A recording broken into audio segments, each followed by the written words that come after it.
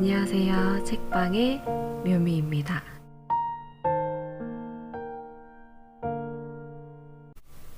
퇴근과 주말을 손꼽아 기다리는 직장인으로 산지 햇수로도 벌써 5년 정도가 지났어요. 신기한 건 매번 기다리는 그 일하지 않는 시간마다 새로운 고민들을 해 나갔던 것 같아요. 지금 제가 꾸리고 있는 이 묘민의 책방 채널 묘미 인나이트 시즌 1에서는 제가 생각하는 것들을 여러분과 함께 책을 주제로 나누고 있고요. 저의 최근 이야기를 조금 더 해볼까 해요.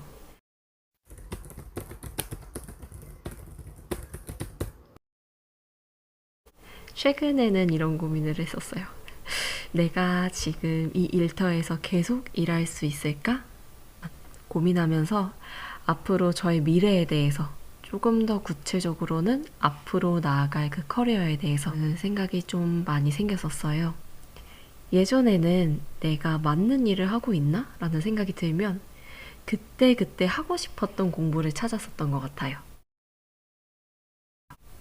그래서 퇴근 후에 제가 관심 있는 분야를 공부를 해서 자격증을 딴다던가 강의를 찾아 듣는다던가 하는 식으로 당장 내가 하는 이 일을 바꾸고 싶다라는 욕망을 좀 승화를 시켰었는데 시간이 지나면서 나이가 조금씩 들어간다고 생각을 하고 괜히 내가 무언가를 새로 배울 수 있는 날이 얼마 안 남은 거 아닌가? 라고 생각하니까 욕심이 생기더라고요. 좀 더 늦기 전에 다른 신경 쓸 일들이 더 많아지기 전에 대학원을 가는 게 낫지 않을까? 이런 생각이 들기 시작하면서부터 마음에서 계속 조급함이 들기 시작을 했었어요. 그래, 배우고 싶은 게 있으면은 학교를 가야지 라면서 이미 어떤 과를 갈까 대학원 홈페이지도 막 찾아서 돌아다니고 했었는데요. 그래서 결론은 어떻게 되었을까요? 결국 저는 대학원 입학을 미루게 되었습니다. 그리고 그 결정을 하게 된 가장 큰 이유는 바로 이 책과의 만남이었는데요. 많은 분들이 잘 아실 것 같아요. 대형 서점의 베스트셀러 순위권에도 꽤 오래 있기도 했죠. 바로 야마구치 슈의 철학은 어떻게 삶의 무기가 되는가입니다. 제가 어려운 철학책을 많이 읽는 편은 아니에요. 대학교 때 철학 수업 교양으로 잠깐 듣고 대부분은 사회과학 쪽으로 수업을 들어서 끼케와야 사회철학 쪽의 루소? 오랜만이다. 그리고 에리 프롬. 사회심리 쪽으로 에리 프롬 책들 몇 개? 제가 진짜 많이 읽었었던 건데 찢어질 정도로 읽었어요. 이 책을 만나고 나서 그리고 더 나아가서 이 책의 저자 야마구치 슈를 알게 되고 나서 저의 습관에 좀 변화가 꽤 있었습니다. 책을 소개하기 전에 이 책이 제게 미친 영향부터 말을 해보고 싶어요. 첫 번째 변화를 말씀드리면 공부라는 것에 대한 생각의 폭이 조금 넓어졌어요. 대학원은 나중에 가야겠다라는 생각도 좀 비슷한 맥락이었는데요. 단순하게 하겠다는 거를 미뤄야지라는 생각 이상으로 내가 아직도 전문 지식과 제도권 교육에만 시선이 한정이 되어 있었구나 하면서 진짜 내가 부족하다고 생각하는 것 그리고 그런 것들에 대한 배움이 무엇인지 그리고 그 무언가를 습득을 해서 어떻게 써먹을 것인지에 대해서도 이제는 좀 함께 고민을 해봐야 될 때가 아닌가라고 생각을 하게 되었습니다. 아무래도 주제가 철학이다 보니 진짜 삶의 공부가 무엇인지에 대한 생각을 함께 해볼 수 있는 책입니다. 두 번째로는요. 이게 진짜 신기한데 직장에서 일을 일비하던 게 훨씬 줄어들었어요. 물론 제가 저번에 리뷰했었던 침묵인문이라는 책의 영향도 무시를 할 수 없지만 아무래도 이 책이 인간 본성에 대한 이야기를 다루는 철학책이다 보니까 평상시에 늘 있었던 그런 문제들에 대해서 제기를 이렇게 해줘요. 어쩌면 우리의 편견이 철학은 뜬구름 잡는 이야기일 수도 있다. 이런 생각 다들 그래도 가지고 있잖아요. 저만 그런가? 평상시에 있었던 문제들에 대해서 철학이라는 틀과 함께 생각을 해보게 되니까 직장에서 이해 안 됐었던 많은 것들이 그럴 수도 있겠구나 싶기도 하고, 친구들과 이야기들을 하면서 풀 수 있는 어떤 문제들도 물론 있지만 그것과는 또 다른 문제 해결 방식으로 이 책이 꽤 괜찮게 느껴졌습니다. 전에는 간장 종지만한 제 마음그릇이 이제는 밥그릇 정도로 좀 커진 느낌이랄까? 그리고 마지막으로는 이 책 덕분에 매일매일 읽는 책이 생겼습니다. 바로 정말 구성이 너무너무 좋은데 언젠가는 꼭 읽어야 하는데 라고 생각만 했었던, 그래서 책장 가장 잘 보이는 곳에 꽂아만 뒀던 바로 이 책. 지적 대화를 위한 넓고 얕은 지식, 줄여서 지대 널얕인데요. 이 책을 제가 매일 꼬박꼬박 읽기 시작했습니다. 오래는 안 됐어요. 앞에 이 정도 좀 읽긴 했는데, 이 지대 널얕이 철학의 지도를 그리는 책이라면은 이 책은 철학을 알고 싶도록 하는 책이에요.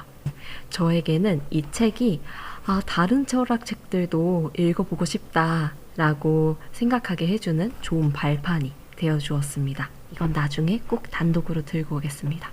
이렇게 지도도 그리면서 열심히 읽고 있어요.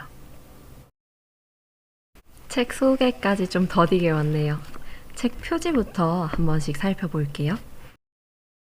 여러분은 이 책을 보고 어떤 느낌이 드시나요? 저는 개인적으로 이렇게 베스트셀러 같아 보이는 책 표지에 그렇게 끌리는 편은 아닌데요. 일종의 반발 심리라고도 볼 수 있습니다. 그럼에도 불구하고 이 책을 서점에서 들고 온 이유가 있는데요. 이 책을 고를 당시에는 제가 아까도 말씀드렸지만 공부 자체보다 학위나 자격증 같아 보이는 성과에 빠져 있다는 걸 제 자신이 느끼고 있었던 것 같아요. 이 책을 집어들고 가장 먼저 작가 이력을 봤어요. 철학과를 전공을 하고 광고회사와 컨설팅 그룹을 하면서 조금 궁금해지기 시작하더라고요. 사실 프롤로그를 읽으면서 여기서 조금 마음이 동했어요. 제목이 교양 없는 전문가보다 위험한 존재는 없다 였는데요. 이 말이 뇌리에 콕 하고 박히더라고요. 교양이 도대체 뭐길래? 작가는 프롤로그에서 우리가 철학을 배워야만 하는 이유에 대해서도 함께 말해주는데요. 첫 번째, 상황을 정확하게 통찰한다. 두 번째, 비판적 사고의 핵심을 배운다. 그리고 세 번째, 어젠다를 정한다. 과제를 정한다. 마지막으로 같은 비극을 되풀이하지 않는다 를 이야기해요. 이렇게 네 가지 중에서 저는 마지막 같은 비극을 되풀이하지 않는다가 가장 인상에 깊었었는데요. 철학자가 이야기하는 비극이라고 하면 왠지 홀로코스트 같은 인류의 크고 무거운 사건들이 많이 떠오르지만 이 책에서는 직장에 다니는 저 같은 실무자들이 철학을 배워야 한다라고 이야기를 합니다.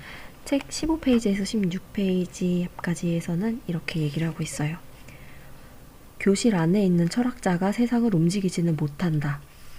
일찍이 샤르트르나 마르크스가 발휘했던 영향력을 생각하면 이 지적에 위화감을 느끼는 사람들이 많을 것이다. 하지만 사실이다. 세상을 움직이는 것은 그 사람들이 아니라 실무를 다루며 매일매일 생업에 최선을 다하고 있는, 즉 지금 이 책을 읽고 있는 당신과 같은 사람들이다. 이 책을 읽으시게 되면 아마 목차를 여러 번 펼치시게 될 거예요. 목차는 심플하게 50가지의 생각도구로 나열이 되어 있는데요. 그래서 읽는 방법도 꽤 심플한 편이에요. 시대순으로 철학자가 나열이 되어 있는 것도 아니고 주제가 나뉘어져 있긴 하지만 또 그것을 꼭 나눠서 읽어야 할 필요는 없습니다. 그냥 목차를 쭉 보고 내가 사회생활을 하면서 직장에 다니면서 혹은 일상생활을 하면서 궁금했던 것들에 대해서 하나씩 펼쳐보면 됩니다. 어떤 철학자가 수많은 시간을 공들여서 만든 생각의 틀을 빌려서 내 생각의 한계를 조금씩 넓혀갈 수 있다는 점이 그리고 무엇보다 어렵지 않게 내 주변을 돌아볼 수 있다는 점이 이 책의 가장 큰 묘미입니다. 사실 이 책은 통상적인 철학의 입문서라고 하기에는 좀 어려울 수도 있어요. 내용이 어렵다는 게 아니라 입문서라고 하기엔 좀 아닐 수도 있다?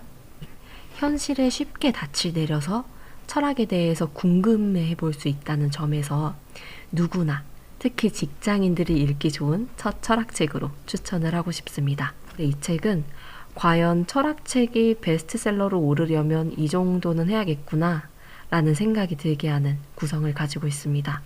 그래서 이 책의 작가 야마구치 슈에 대해서도 더 알아보고 책도 더 찾아볼 예정입니다. 이분이 최근에 다작을 하셨는데 읽어보니까 정말 다 좋고 각각 책이 가진 특성들이 있어서 제가 한번 여러분께 모아서 비교를 해서 소개를 해드리고 싶습니다.